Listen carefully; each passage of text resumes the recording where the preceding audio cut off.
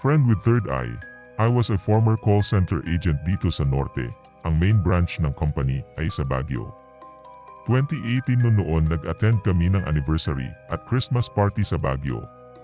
Malaki yung building nila, nasa 5-story, call center sa baba at ginawa namang transient yung 4th and 5th floor, malapit rin ang building sa isang school. So flashback muna tayo, Nov 2018, na-feature ang company sa isang TV program sa kanilang Halloween special. First time naming pumunta sa mismong main branch namin at magstay lang kami doon for 1 day and 1 night pero nag-extend kami ng mga kaibigan ko ng 1 night pa. Gabi na nang makarating kami doon, we only occupied 3 rooms. One for our manager and her 2 children at yaya nila, trainer, at yung isang TL namin, then 1 room for all the girls and 1 room for the boys. Magkadikit rin lang naman yung room. Tahimik lahat ng makarating kami, dumiretso kami lahat sa kwarto. Nagchichika lang kami sa kwarto naming girls nang pumunta yung TL namin. Sinabing sira yung ilaw nila at panay iyak nung bunso ni manager. Chinek niya yung ilaw sa amin pero wala naman sira. Kahit sa room ng boys, bal 1 hour na kami doon at wala kaming napansin sira o kung ano man.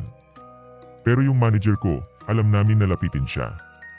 So dahil iyak pa rin yung bunso, lumabas sila ng room nila at okay na rin yung ilaw. Pumunta sila sa room namin at nung nandoon na siya doon nagpatay sindi yung ilaw namin same sa nangyari sa ilaw nila tapos rinig na lang namin na sabi ni manager na kuli na laro na naman ako, hindi na lang kami umimik.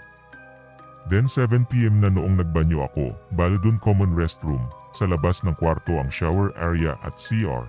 Habang nagsha-shower pakiramdam ko may kasama ako sa loob, nagtayuan ang buhok ko sa kamay kaya binilisan ko na lang. The next morning since magkakaroon kami ng tour sa building, inagahan naming bumangon at naligo 4 AM palang gumising na kami at kasama ko yung kaibigan kong may third eye. Nung nasa old branch pa lang kami dito sa Norte, nakakakita na siya. Actually naging kaibigan ko siya dahil doon. Kwento ko next time, lagi siyang nakakakita pero natatakot pa rin siya. Dahil occupied na yung 2 shower room sa floor namin nagdesisyon kaming sa baba na lang kami, dun mostly parang apartment na ginamit ng mga agents. Yung banyo dun maraming shower cubicle, so dahil madada ako kahit nasa shower chika pa rin ako ng chika pero siya tawa lang at tipid na comment, nauna ako natapos habang siya nagsho-shower pa rin sa tabing cubicle ko. Sinabi kong una na ako sa labas pero hindi pumayag sabi ate kwento ka lang dyan, wag mo akong iwan tinanong ko kung bakit pero basta lang iyong sagot niya. Siya rin yung kasama ko noong tour at noong dadaan na kami sa hagdan na na-feature sa TV bigla siyang napahawak sa akin.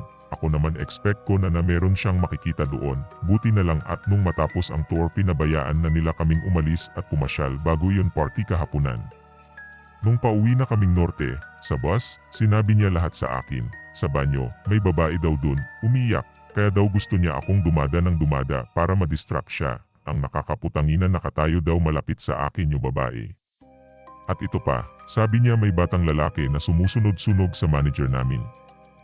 At sa hagdan, nakita niya doon ang white lady at isang matandang lalaki.